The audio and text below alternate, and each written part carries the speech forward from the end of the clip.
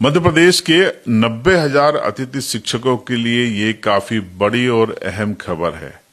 मध्य प्रदेश की high court ने, Jabalpur high court ने मध्य प्रदेश के चीफ सेक्रेटरी अनुराग जैन समेत 9 विभागों के अध्यक्ष की जो प्रमुख हैं उनको नोटिस जारी करते हुए 3 हफ्तों में यानी कि 21 दिन में जवाब प्रस्तुत करने को कहा है।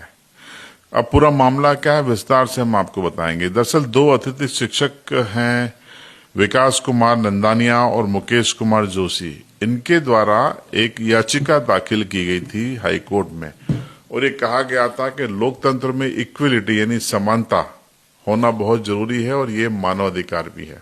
तो ये दावा करते हुए उनकी ओर से कहा गया कि वो नियमित शिक्षकों के बराबर ही पढ़ा रहे हैं स्कूलों में जाकर 90,000 शिक्षक, लेकिन वेतन नियमित शिक्षकों के मुकाबले उनको 10 या 20% ही मिल रहा है। ये जायज नहीं है, ये न्यायोचित नहीं है, ये इक्वलिटी यानी समानता के अधिकार का उल्लंघन है, ये भारतीय संविधान की मूल भावना का उल्लंघन है।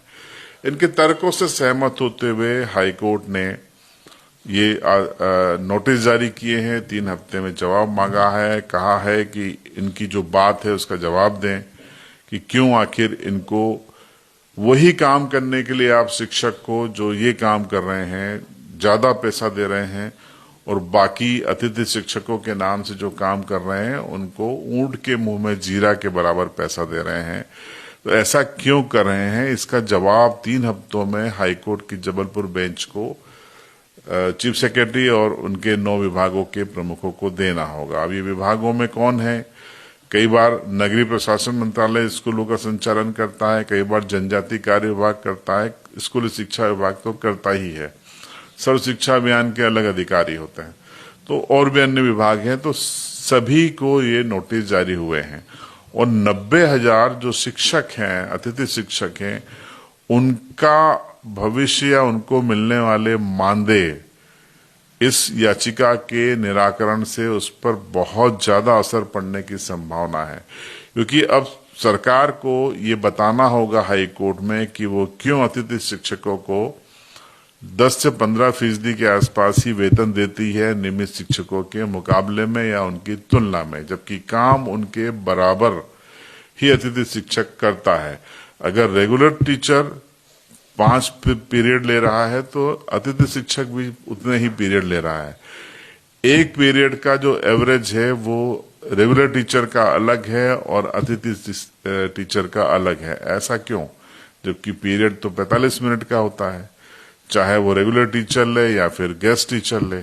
और गेस्ट टीचर को आपको इसके अतिरिक्त भी सुविधाएं देनी चाहिए, क्योंकि वो आपके लिए काम कर रहा है और उसका भविष्य अनिश्चितताओं की गर्भ में शिकार है। अनिश्चितता है उसके जीवन में। आज वो अतिथि शिक्षक है, कल रहेगा या नहीं, इस सत्र में है, कल रहेगा या नहीं, ये भी उसके मन में सवाल है, जबकि वो पढ़ा लिखा शख्स है। तो ऐसे में कई सवाल इस याचिका के साथ खड़े हो गए हैं, जिस पर सरकार को अब मानवीय आधार पर भी सोचना पड़ेगा, अधिकारियों को सोचना पड़ेगा।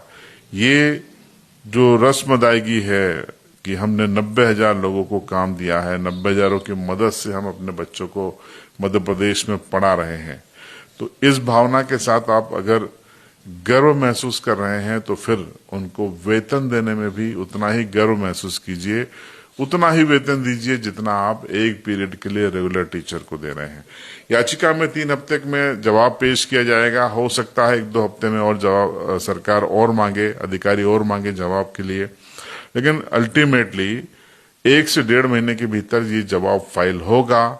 सरकार क्या जवाब देती है उस पर हमारी निगाह रहेगी। आपको हम बताएंगे कि सरकार का जवाब जबलपुर हाई कोर्ट में क्या था, उस पर हाई कोर्ट ने क्या रिएक्ट किया है, किस तरीके से इस जवाब को लिया है, उसकी भी आपको जानकारी देंगे। आप बने रहिएगा और इस वीडियो को अधिक से अधिक अतिथि शिक्षकों में आप शेयर कीजिएगा ताकि उनको भी ये महत्वपूर्ण जानकारी पहुंच सके।